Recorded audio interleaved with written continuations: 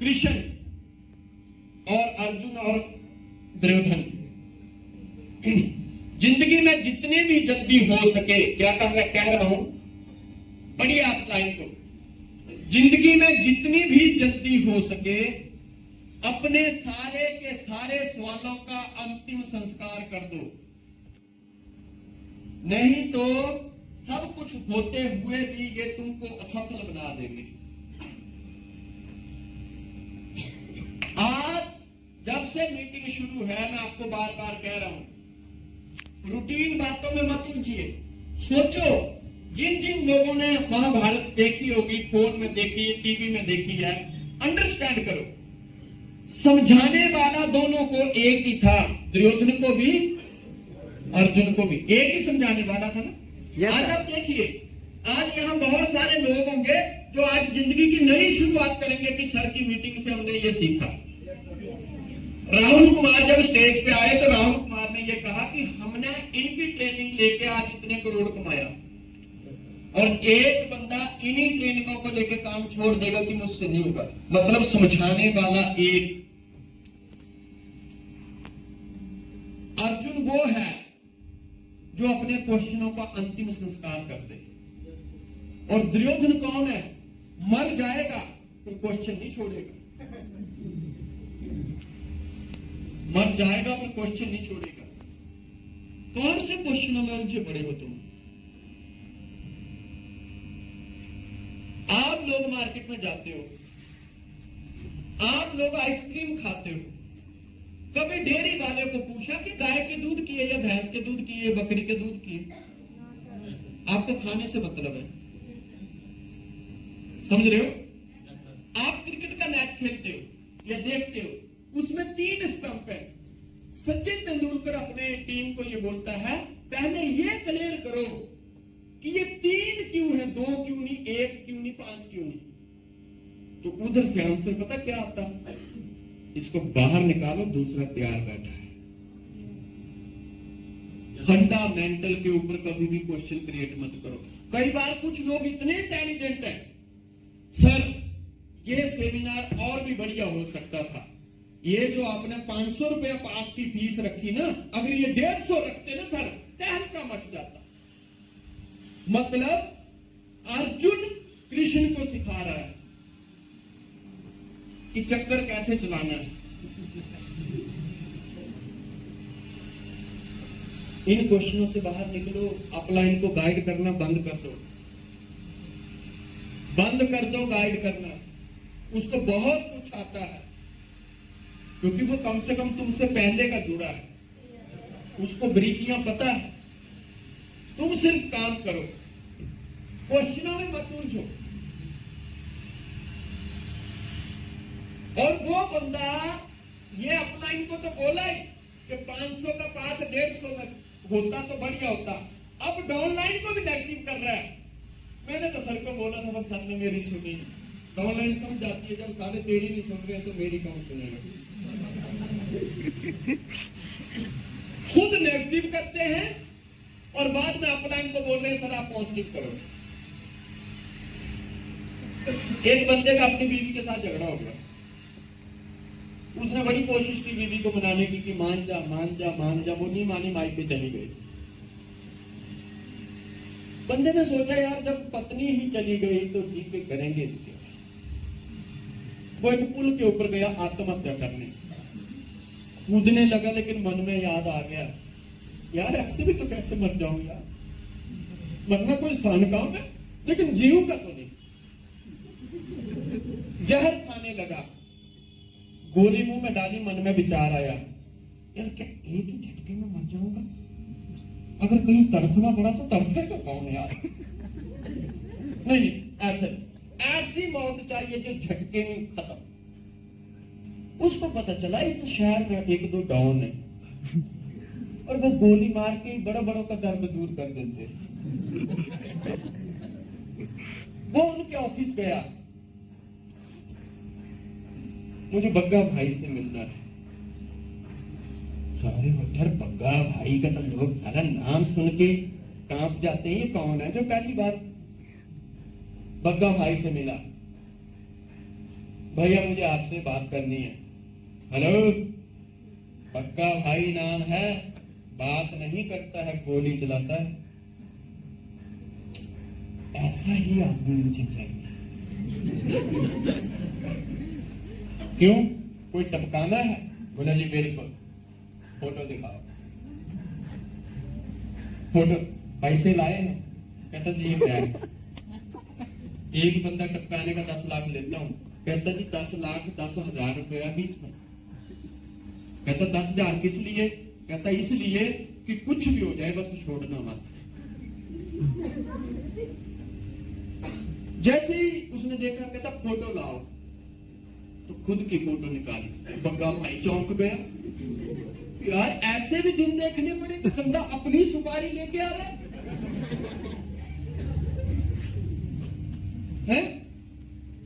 बंगा भाई ने चाय क्यों मंगाई? यार ये केस तो बड़ा इंटरेस्टेड केस है, तू अपनी सुपारी क्यों दे रहा है?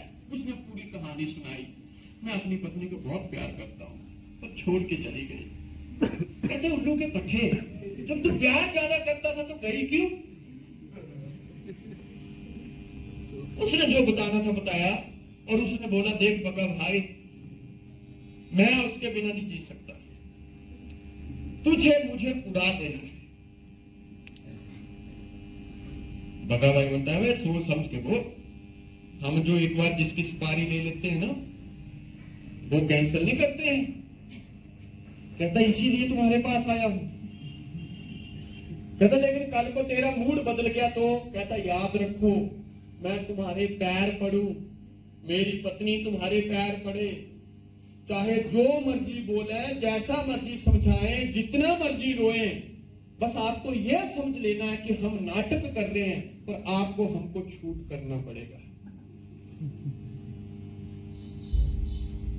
भाई बोले ये तो बड़ी अच्छी बात है, नहीं छोड़ूंगा तुम्हें, मैं किसी भी हालत में ठोकूंगा। कहता बोल कब करना है तेरा एनकाउंटर? कहता आज रात सो लेता हूं। 2 दिन बाद।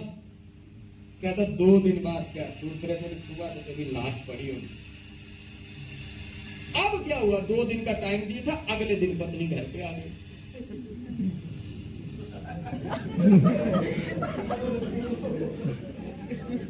दो दिन का टाइम दिया था, अगले दिन पत्नी घर पे आ गई, गले से लगाया, रोने लग गई।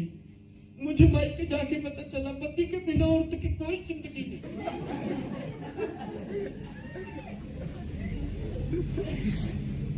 कहता फिर मैं मर जाऊंगी, तुम्हें छोड़ के नहीं जाऊंगी। मैं भोजन के बिना रह सकती हूँ, पानी के बिना रह सकती हूँ, लेकिन तुम्हारे बिना नहीं जी सकती। वो रोने लगा, यार इतना प्यार पहले कहा था तेरा।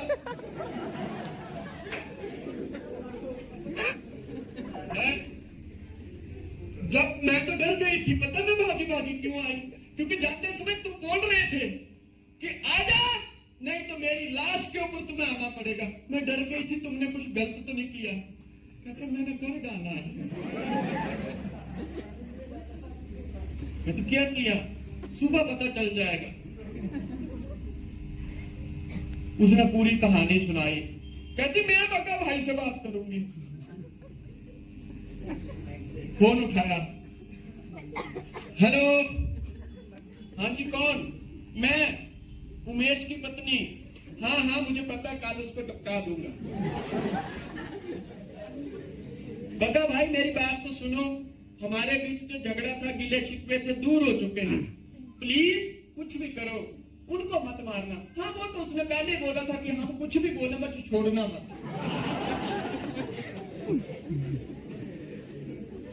है? अब क्या हुआ? सुबह वो अपने कमरे में और गोली आई, शीशे टूट गए हैं। उसने फोन लगाया, बगा भाई मैं उमेश बोल रहा हूं। अरे साला गोली के सामने रहता, चलाई तो थी। है? हमारी गोली कभी बेकार नहीं जाती, चलाई तो थी। देख तेरे घर के कांच टूट गए, तुझे नहीं लगी, छत पे जा जल्दी करके।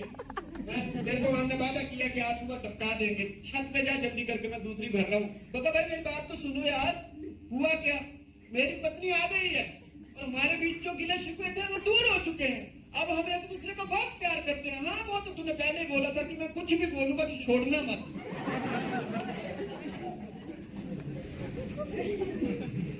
बस छोड़ना मत। अब जो बड़ा भाई है वो पूरा दिन सुबह से शाम तक उनका पीछा कर रहा है और वो फोन करके बार बार बोल रहे हैं, बड़ा भाई इससे डबल पैसे चाहिए तो वो भी मिल जाएंगे, बस हमें मारो मत यार।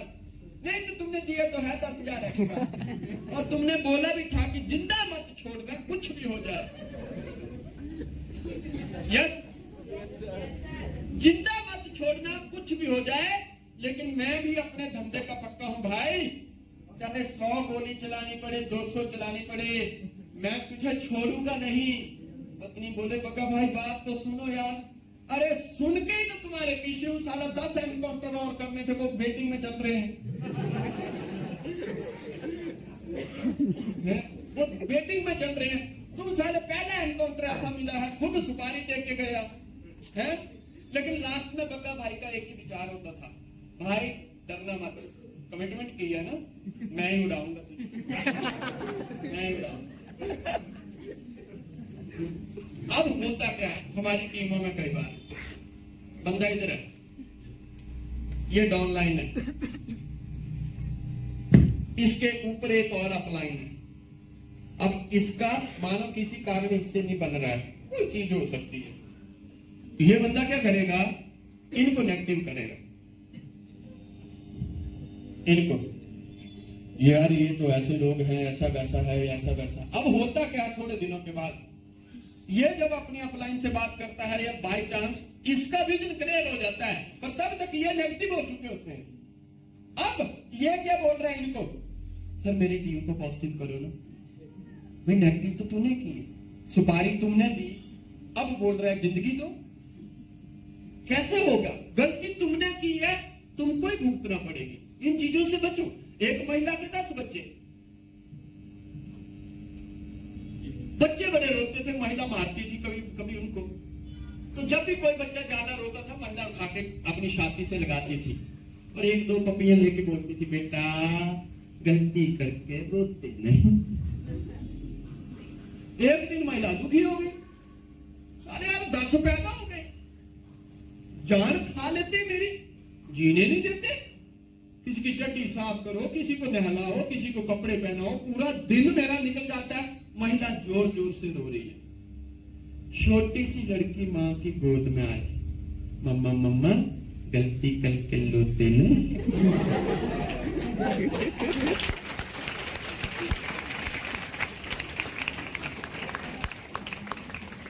सही है, मतलब हम खुद ही जिम्मेवार है। आज अगर किसी भी तरीके से कोई नीचे चीज गई है, चाहे अच्छी गई है या बुरी गई है, बड़े ध्यान से और शांति से सोचिएगा अपनी तरफ, कहीं ना कहीं उस चीज के जिम्मेवार हम खुद हैं। वो सुपारी हमने ही दी है कहीं ना कहीं। Yes sir. इसलिए जरूरी नहीं है आपकी अच्छी बातें डुप्लीकेट होंगी, कभी कभी बुरी बातें भी डुप्लीकेट होंगी।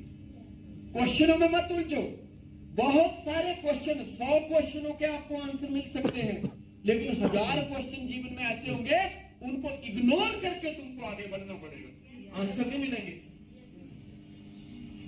कई बार लोग बोलते हैं धूप में बाल सफेद हो जाते हैं। भैया जब धूप में बाल सफेद हो सकते हैं तो चमड़ी क्यों काली होती है कोई इसका आंसर? लेकिन आंसर एक ही है, इग्नोर करो और आगे बढ़ो। महाभारत के युद्ध में कर्ण और अर्जुन का युद्ध चल रहा है, कर्ण रथ के नीचे, कृष्ण कहते हैं अर्जुन को बाण छोड़, तो प्रभु लेकिन ये तो रथ से नीचे है, जो बोलता हूं वही कर। अर्जुन ने कर्ण को उड़ा दिया। शाम को कमरे में पहुंचे कृष्ण, अर्जुन कृष्ण से पूछता है प्रभु रथ के नीचे था, आपने मरवा दिया। कहता बेटा मकसद ये नहीं था कि रथ के नीचे मारो या ऊपर मारो, मकसद था जीतना। और ये याद रख, अगर वो रथ पे आ जाता तो तू रथ पे बैठने के लायक नहीं रहता।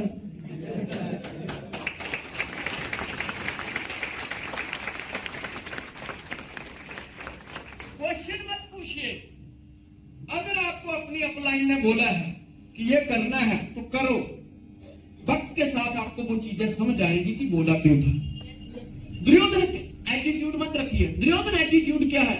हर बात में क्वेश्चन, हर बात में क्वेश्चन, हर बात में क्वेश्चन। सब कुछ तो था इसके पास, राजा था खुद, 100 भाई थे, इतने बड़े बड़े योद्धा थे, मर गया, क्वेश्चन नहीं मरेगा। इस एटीट्यूड से बाहर आइए।